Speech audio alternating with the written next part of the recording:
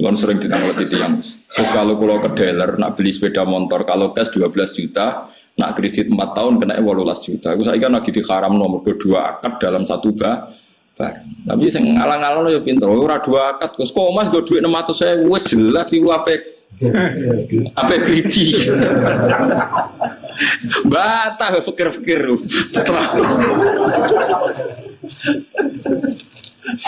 Oh dua akad piye wong sekaruan go dhuwit mau 600.000.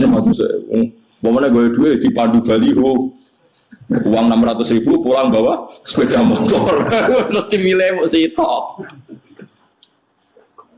Eleng-eleng mulane nabi ne wong akeh riba yo dosa tenan fa illam tafalu fa idanu fi harbin minallahi wa rasuli tapi wong kok ora nambah iki ora diakal tenan medhit kok nganti ngono pemene kena situake bolak-balik wis ora cocok lho nggih misale kula utang Mustofa 2 juta rungokno kula diutang Mustofa 2 juta omah kula Rembang gara-gara kula ora nyaur-nyaur Mustofa ku nagih teng Rembang numbale piro itu.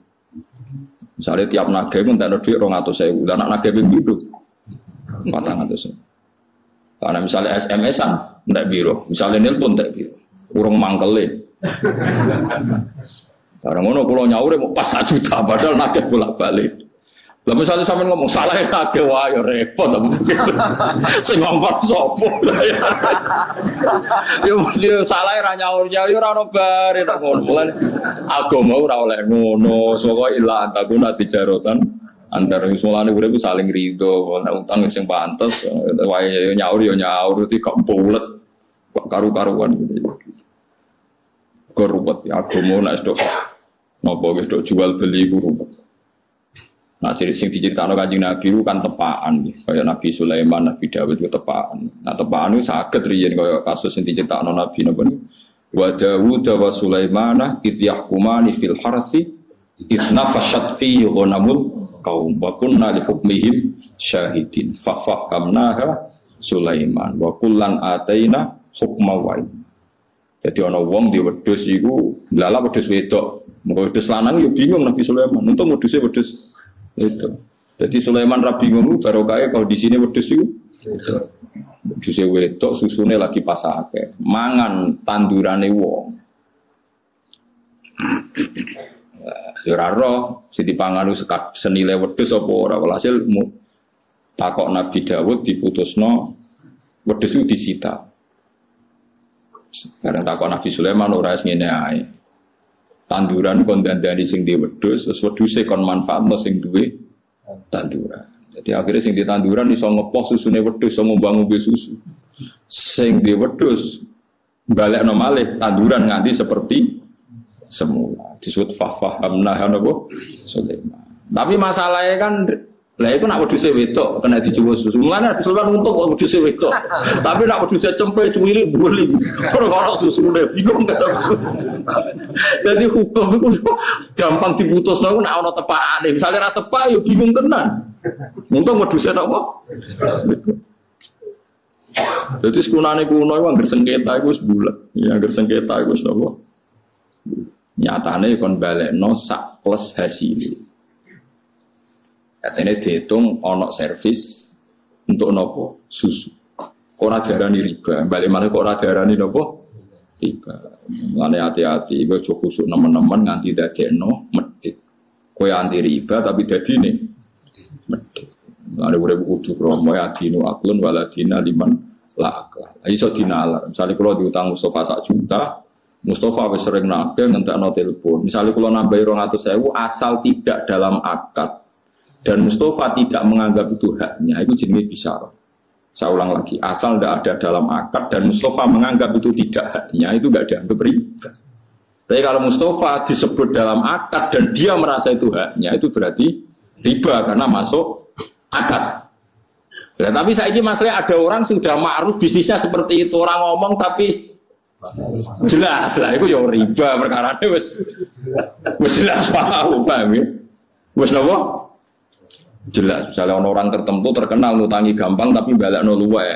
Tapi masyhur itu tetap riba karena ma'ruf sudah dikenal. Bahkan sudah jadi bisnisnya, sudah jadi apa? Bisnis. Mulane ya angel zaman sing aran Fathul Muin wis ngadepi riba wis bingung. Ya perkara ini riba iku kuno. Sekunane kuno wong diutangi lawaran rapati oleh. Kecuali mau duit jajan, duit gede wis ora. Jadi paham ya, pokoknya sementing kita di keyakinan riba itu haram. Tapi kayak rasa nyontokno contohnya ini, kadang contohmu gak pas. Ya contohmu kadang betul apa? Pas piye Nabi nate utang pedet di sahur.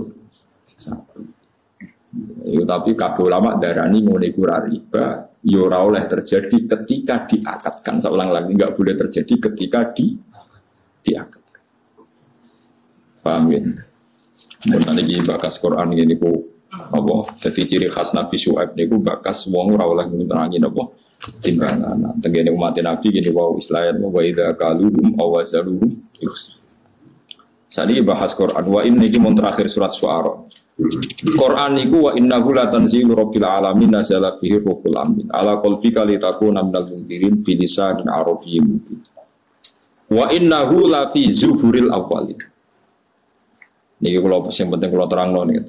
Dan isi Quran itu sudah ada di kitab-kitab dahulu. Setiap tema-tema yang mau diangkat Quran itu sudah ada di kitab-kitab dahulu. Atus kalau ngaji sore wau nggih. Mboten enten nabi kecuali ada dasar nabi sebelumnya. Nabi sebelumnya ada dasar nabi apa? Sebelumnya sampai nabi Adam. Ini penting kalau terangkan. Karena sesuatu itu kalau naik itu pasti butuh pijakan. Jadi Nabi riyen gambarno ibarat saya dan para nabi ini ngono ini tek asli hadis sahih. Masali wa masalul anbiya qabli. Perumpamaan saya sebagai nabi kayak dibanding nabi-nabi dulu kayak ada orang bangun sebuah rumah. Fa'ak malaha. Kemudian rumah ini disempurnakan sama desainernya, sama yang bangun. Setelah sempurna semua, illa mau di'alak binadala masih kurang satu apa? Bata. Kata orang-orang yang melihat rumah ini akan sempurna andaikan satu bata ini yang kurang diselesaikan. Fa'ana tilkal labina, kata Nabi, ya saya yang jadi bata nopo terakhir itu sebagai penyempurna rumah itu atau sebagai penyempurna para nopo Nabi. Jadi artinya kalau ada, pasti ada urutannya. Nabi yang sekarang ditopang Nabi sebelumnya ditopang Nabi sebelumnya sampai Nabi nopo ada. Terus Nabi Muhammad sudah memaklumatkan diri bahwa nggak akan ada Nabi setelah Nabi Muhammad Shallallahu Alaihi Wasallam. Ini penting kalau aturakan.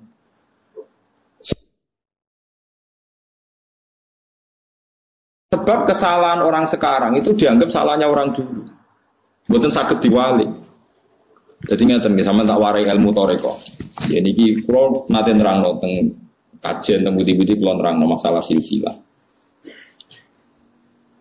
Nabi Muhammad itu yono aneh. Ya, logika agama itu aneh. Nah sampean gak mikir wae. Fa kaifa idza ji'na min kulli ummatin bisyahidi wa ji'na bika ala haula'i syaitan.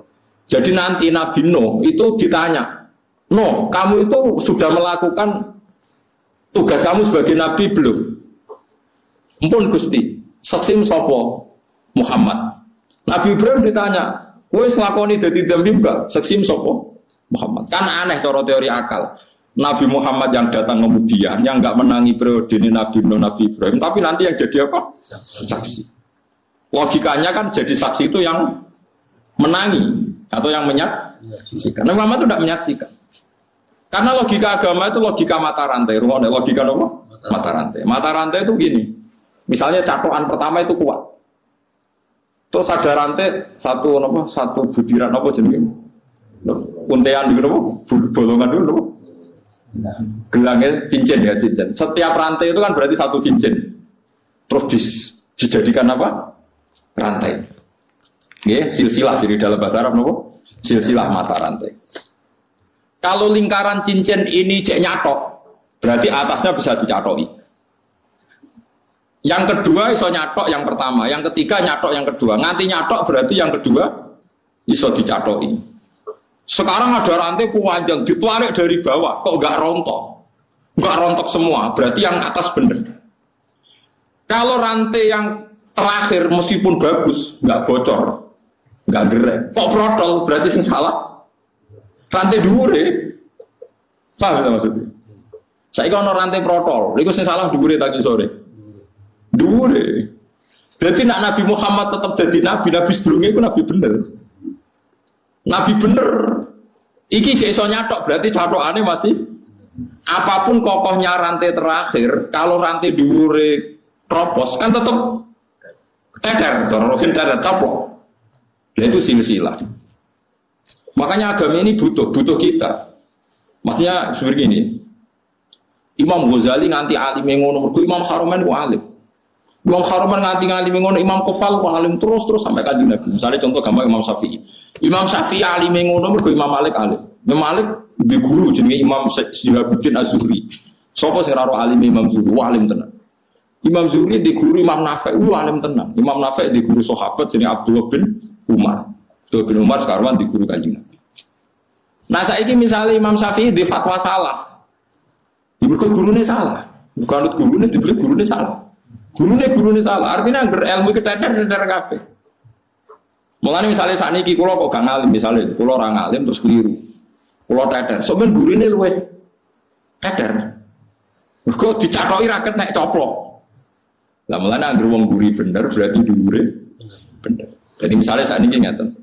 Nyuwun sewu, misalnya sakniki ngaten, sampeyan nak muni syahadat kan asyhadu alla ilaha illallah wa asyhadu anna muhammadar rasulullah. Wis madhep kok ngono ae, ora usah ono terusane, paham ya. Kudu mandek kok coba wong Jombang, sepuluh kono tok terus mandek wis wa asyhadu anna muhammadar rasulullah. Syahadat iki kok nganti bener, perkarane dhuwure bener. Mergo gak mungkin nak dhuwure salah kowe bener. Kok balen gak mungkin nak dhuwure salah kowe bener mergo dhuwure bener. Dadi kok angger ngetes kiai ning gone bab ilmu sanad gampang. Ngger Mustofa takoki, "Mus, kiai maca syahadat." Bener berarti gurumu bener. Guru bener nganti tok kanjeng Nabi bener. Tapi sekali dimulai dari yang salah, misalnya Mustofa kok maca syahadat, wa anna jari habibullah misalnya, atau bahasa Arab misalnya. Anggo guri-gurine syahadatnya telu. Engko berarti protole mulai iki. Lah kok ketara mulai ra bener iki tersangkane iki mergo marahi napa? Mari napa ora bener protol iki. Nah, mulane sekarang saya sama tak bedai. Rantai sing kuat, ukuran kuat kan ditarik kok ngisor. Ditarik kok ngisor kok gak protol berarti sampai dhuwur kuat. Nah, mulane sing dadi seksi benerin Nabi ku Nabi sing paling terakhir. Allah paham ya maksud. Mergo rantai ditarik kok ngisor kok ora protol, berarti ngisor sampai dhuwur kuat. Berarti nek nganti ngisor kuat berarti sok mendhuwur kuat. Ora iso diwalik. Misalnya ditarik rantai kedua, ditarik ora protol, kan raja jaminan ngisor gak protol, tapi nak ngisor ditarik gak protol berarti dhuwure. Nah, ketika Nabi Muhammad ngendikan dengan segala kesempurnaannya, Nabi ini benar berarti dhuwure benar. Mulane saksine iku sing terakhir. Paham sih kalau maksud itu ya, silsilah disebut apa? Silsilah. Nah, ini cara Kiai Jawa kepaten obor, kepotan silsilah. Kulo nuriyen dereng ngapal Al-Qur'an dawuh bapak hak buyut-buyut itu ngapal Qur'an. Sekali kira hafal kepaten obor. Itu pasti. Misalnya bapak kulo hafal Qur'an. Akhirnya anaknya mesti ono sing isen rapal meskipun satu keluarga itu meskipun satu harus ada yang hafal. Misalnya saya hafal. Bapak saya, mbah saya, buyut saya hafal. Sekali saya ada hafal, nanti anak saya ada hafal itu lebih gampang. Serapal rapopong bapak ya hafal. Engko putu kula luwih gampang. Bapak bebah ya ora apal. Lan kok sampean goblok wis bener.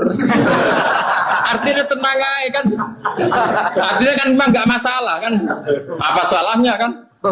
Bapakku wis goblok malah kadang do beli ngono. Santri tak kon ngapal orang jus jare wis pinter. Bapakku malah iso maca Quran. Wah ya repot. Jadi wis bener sih paham ya. Sekarang kita ngadepi goblok wis bener mergo bapake goblok. Dan ndak aneh mergo bae wis goblok, buyute goblok. Iku tradisi kan? Paham juga maksud? Berarti gobloknya sampean beralasan dong? Sangat-sangat beralasan. Tidak ada masalah pemacaan wis. Wis lumayan. Wis kan. Jadi keadaan sekarang ini lumayan jadi musuh bagus. Sudah membaik. Tapi nak ditarik tetap protol, wong dhuwure protol lain. Mulane kira oleh nyatok ning keluarga sing goblok nyatok be gurune perkarane golek rantai sing kuat.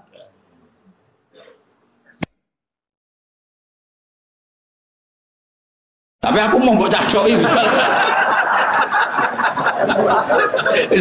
jadi mulane agama iku butuh silsilah. Ukuran silsilah ku sing ngisor.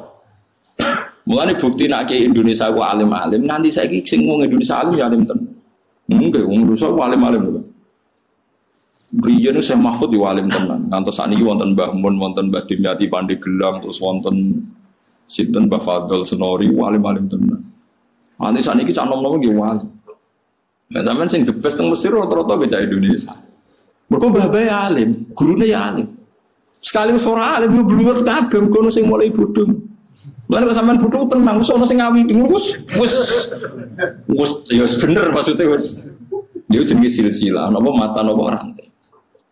Lah kaya kula kok sekali coplok, bahaya teng anak kula. Anak kula coplok luwih bahaya. Amulane corong Jawa aja kepaten obor sekali mati silsilahnya nanti napa panjang. Nah, saiki Nabi Muhammad sallallahu alaihi wasallam nabi sing bener. Berarti dhuwure ya bener, dhuwure ya bener. Mulane nabi dadi ukuran apa? Terakhir. Iku mau ana boto kok iso nempel kuat, berarti ngisore kuat. Ngisore iso nempel kuat berarti kuat. Nah ngisore ra kuat mbok boto iki kuat kan tetep asli. Wong tempelane mboten napa? Mboten kuat. Ngene iki sok ben mulane medeni wong kok sampean barang sok ben cek kuat gak dadi boto bar kula mati misale ngono tambah aslek perkara repot. Berarti itu mulai koku ya ora melok iku perkara. Nah, cuma aku sebenarnya aslek langsung leren ae juga gawe mata rantai. Nggo gawe mata rantai kesalah. Itu disebut agama itu silsilah. Angger rantai paling dhuwur bener ngisore bener ditarik ngisor. Tapi yang kok angger protol sing protol iku dimulai salah. Dianggap hilang. Iku sirine kena apa sing dadi saksi para nabi kok Nabi Muhammad. Jadi cara rantai kok jumlahe 20 atau 100. Tuwarik kok guri ora coplok, berarti bukti semuanya kuat. Jadi ora usah dicek satu-satu tuwarik kuat dengan ukuran berapa kok. Wah berarti kuat semua. Kok gak mungkin salah satu kropos gak protol mesti ana sing protol. Iku mulane saksi ku sing wong guri. Ani waji nabika ala haula inaba syahidati fa kaifa idza ji'na min kulli ummatin bi syahidin wa ji'na bika ala haula syahid. Muhammad nanti setiap umat itu saya datangkan sebagai saksi dan semua umat zaman dulu saksinya adalah umat kamu dan semua nabi zaman dulu saksinya adalah kamu. Mergo logikane tadi wong ra menayu dadi saksi yo gampang nganggo diuga-ugano kok cek ra protol kabeh berarti dhuwur-dhuwure yo bener. Lan kados kula misale maca Jalalain ya bener. Guru kula nggih maca Jalalain, gurune maca Jalalain. Nah, materinya Jalalain sampai ada Rasulullah. Sekali ada yang merubah, ya terus ra bener. Paham maksud? Sekali ada yang merubah terus ya contoh nyuwun sewu kayak aliran sesat. Madzhab tertentu yang sesat. Ya salah terus salah, itu terus salah terus. Umpamanya guru-gurunya dulu babahnya nopo? Babahnya salah. Woi, gua angel kang dadanane ke aliran sesat wae angel. Wong sesat iki di kitab panduan dewi. Kadung sesat. Sampai yo kula gak ada guyonan kathah tentang napa aliran-aliran sesat pun ruwet. Kitab benten misalnya kita bilang setelah Quran itu paling sahih Bukhari, mereka bilang kitab ini. Kita bilang kitab pegangan ini, mereka bilang itu kan sudah ruwet. Dia sudah napa? Sudah napa? Sudah.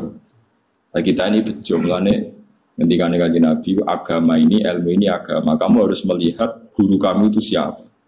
Sampai wonten makalah man ta'allama bila syekhin fa syekhuhu setan. Orang belajar tanpa guru itu pasti gurunya setan. Kenapa kok gurunya setan? Karena kebenaran itu tidak bisa berdiri sendiri. Coba orang itu tidak bisa loh ngomong kebenaran meskipun ditulis. Misalnya cacili, saya ngomong begini. Cung sing penting mangan.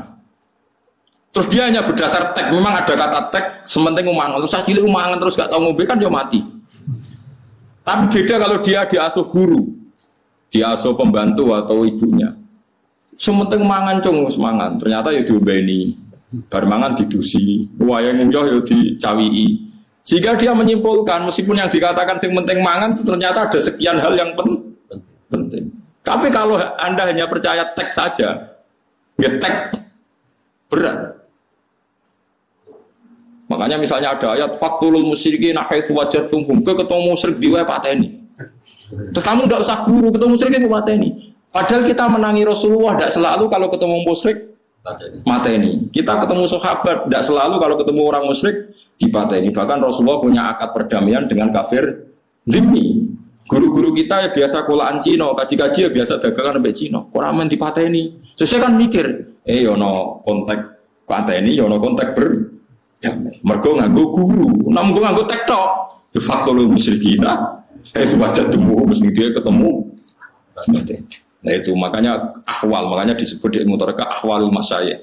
Perilaku masyayikh itu master. Bukan tek tapi perilaku masyayikh. Karena kalau tek itu punya masalah seperti ini tadi. Paham ya, mulane ngaji guru sampai menguasai ahwalul masyayikh. Mirabu ahwalul masyayikh. Ahwal itu satu perilaku. Jadi itu penting kalau atur. Saiki wong karo wos tak sinau tek dianalisis. Menganalisis itu nak ora nganggo guru malah melengkar. Kita contohnya ngeten nggih, misalnya sampean ono nasi, ada nasi terus sampean mau makan. Kepengen mangan sate ono nasi terus pangan. Kamu ya sudah mangan, wah enak mangan sego mek sate. Tapi dari dokter, wah itu bahaya, mengandung kolesterol, mari darah tinggi. Nak jare sing wong fikih halal haram, wah sapa jujur mbok pangan halal tak haram.